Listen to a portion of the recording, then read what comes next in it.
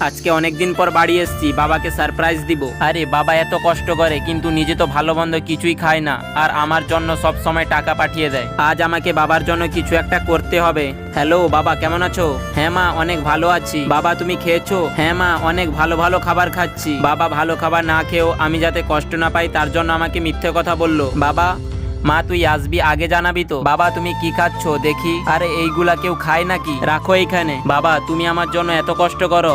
মা এইটা তো আমার কর্তব্য। ঠিক আছে বাবা, তুমি বসো এখানে, আমি তোমার জন্য ভালো কিছু রান্না করছি। তারপরে অনেক খারাপ লাগে এত কষ্টের পরে তোমরা কেউ লাইক সাবস্ক্রাইব করো না। আজকে করে দিও প্লিজ। এই নাও বাবা, খেয়ে দেখো কেমন হয়েছে। হ্যাঁ মা, অনেক সুন্দর হয়েছে।